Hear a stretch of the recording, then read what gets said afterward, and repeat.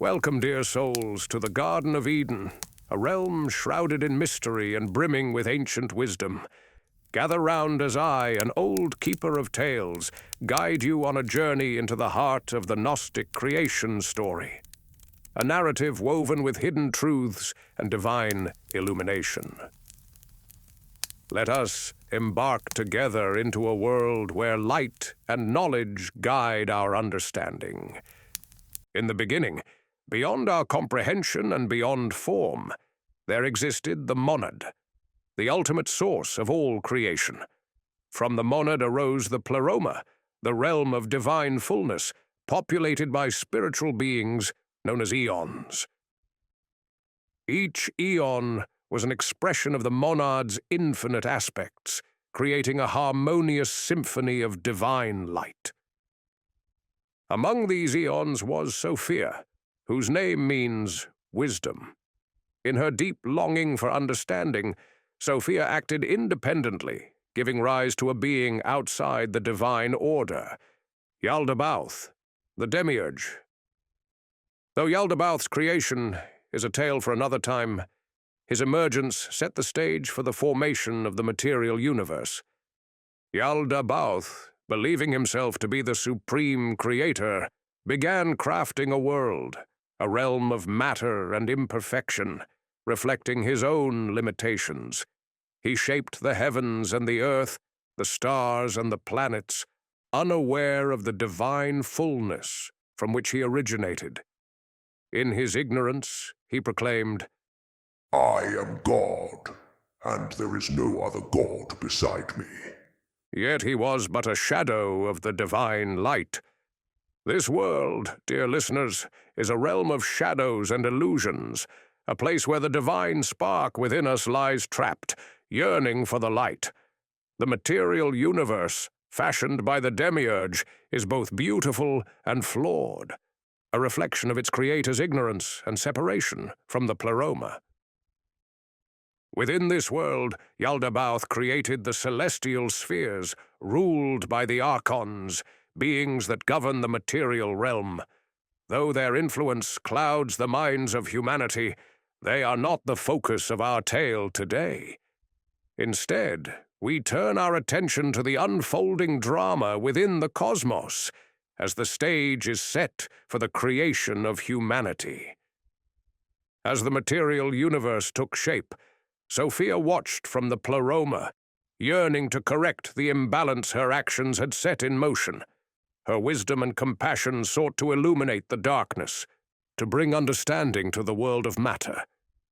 It was her divine intention to plant the seeds of awakening within humanity, to guide us back to our true nature. In the sacred Gnostic texts, particularly the secret book of John, we find the tale of Adam and Eve's creation, a story of manipulation and untapped potential. The Demiurge, in his ignorance, sought to create beings in his own image to serve and glorify him. But there is more to this tale, dear seekers. In the higher realms of the pleroma, there existed a being known as Pijuradamus, the perfect human archetype created by the divine. This Pijuradamus, also known as the primordial human, was a reflection of the divine light and perfection.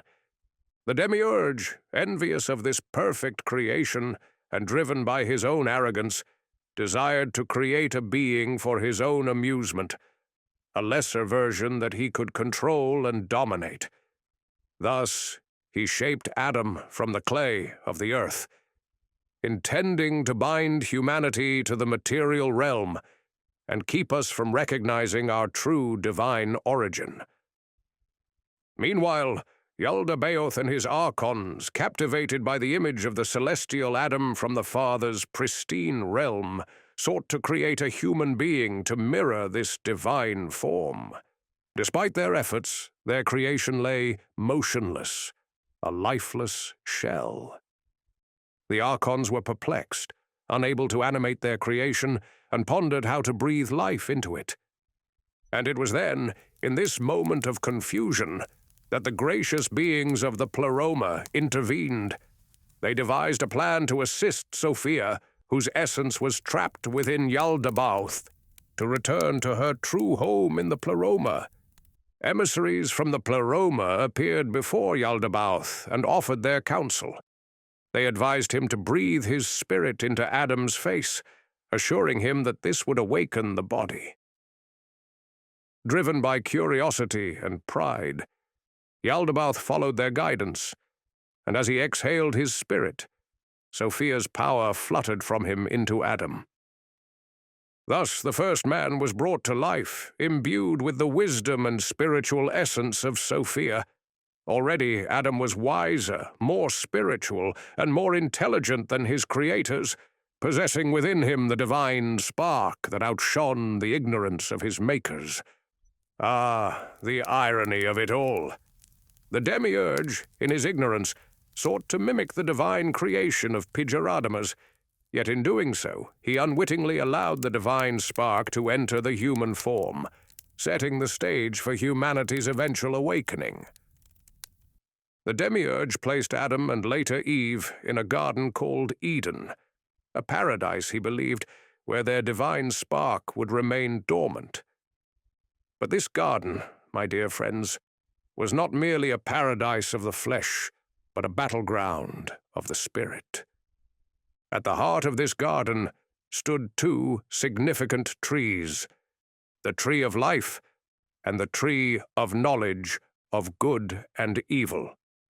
The Demiurge issued a commandment.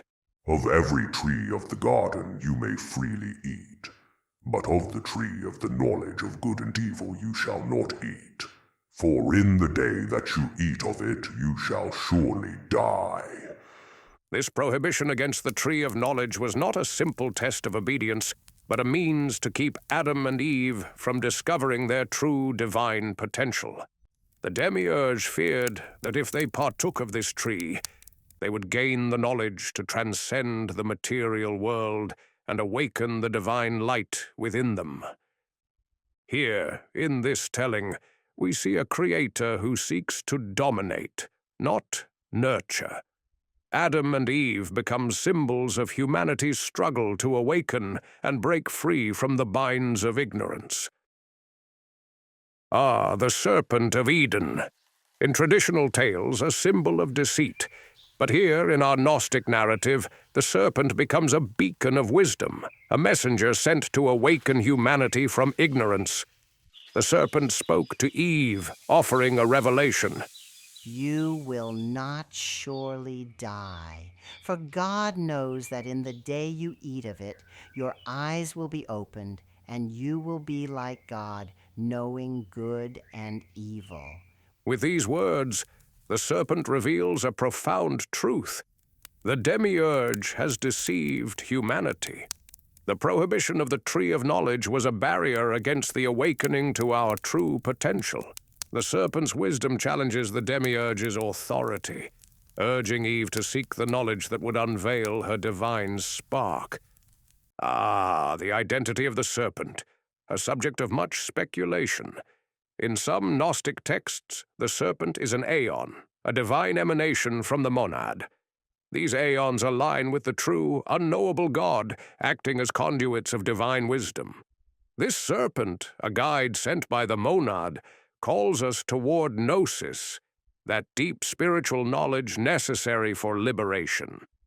In contrast to traditional views that cast the serpent as a tempter, the Gnostic narrative elevates the serpent to the role of a savior, setting the stage for an awakening against the ignorance imposed by the Demiurge.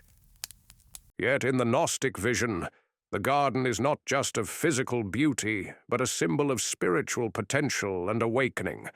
The serpent is wisdom, urging Adam and Eve to seek their divine origin, eating the fruit, an act of enlightenment, a step toward spiritual liberation. Moved by the serpent's wisdom, Eve partook of the fruit and shared it with Adam. Their eyes were opened not to death, as the Demiurge had threatened, but to a spiritual awakening. They glimpsed their divine nature and the illusion that bound them. This act of enlightenment threatened the Demiurge's control, for the knowledge gained empowered Adam and Eve to question their existence and the authority of their Creator.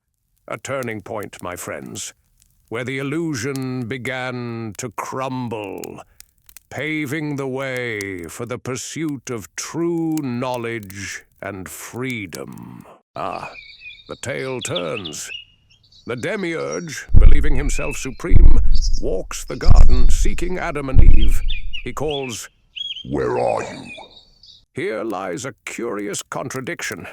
If the Demiurge is omnipotent, why must he seek? This reveals the limitations of the Demiurge's power and knowledge. Unlike the true divine realms, the Demiurge's creation is marred by his ignorance and blind ambition. In traditional tales, God is all-knowing. Yet in Gnostic thought, the Demiurge is but a blind craftsman, ignorant of the divine light. This lack of omniscience highlights his flawed nature and his need to control and dominate the material realm. Adam responded to Demiurge, "We were afraid because we were naked, so we hid ourselves." "Who told you that you were naked? Have you eaten from the tree of which I commanded you that you should not eat?" With these questions, the Demiurge's fear surfaces. The awakening of Adam and Eve threatens his dominion, for their newfound knowledge challenges his authority. They have glimpsed the truth, the ability to differentiate between good and evil, and this terrifies him. In his anger, the Demiurge spoke with others, saying, "Behold, the man has become like one of us, to know good and evil. And now, lest he put out his hand, and take also of the tree of life, and eat, and live forever." The reference to us is intriguing indeed. In the ancient texts, this plural form suggests a council of divine beings, the archons, who aid the Demiurge in his rule. Yet even this plural form is rich with history. In ancient times, Judaism held whispers of polytheism before embracing monotheism. These echoes hint at a collective divinity, the Demiurge aware yet still determined to hold his authority. But let us ponder for a moment. What kind of creator, a supposed father of his creations, would fear them gaining wisdom and eternal life? The Demiurge, in his jealousy and insecurity, wishes to keep humanity in ignorance rather than allow them to realize their full potential. He does not seek to uplift, but to dominate, fearing that if they eat from the tree of life, they will become like the divine beings of the Pleroma, free from his control. But the Gnostic tale views this expulsion not as punishment, but as the dawn of our journey toward liberation, the beginning of our awakening to the divine knowledge within. Cast out, not into despair, but into a world where their newfound awareness becomes the first step on the path to true enlightenment. For in their hearts burns the divine spark, a light that no darkness can extinguish. Adam and Eve, now aware, embark on their journey, carrying the potential for true gnosis, a return to the Pleroma, the fullness of divine truth. As we draw this tale to a close, let us ponder the differences between the Gnostic vision and the traditional Judeo-Christian interpretation of this ancient story.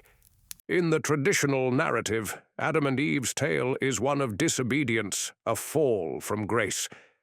The Garden of Eden, a paradise lost due to sin. The serpent, a deceiver, and the expulsion marks the beginning of suffering. Redemption through divine intervention.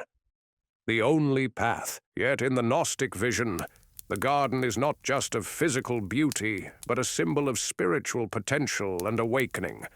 The serpent is wisdom, urging Adam and Eve to seek their divine origin, eating the fruit, an act of enlightenment, a step toward spiritual liberation.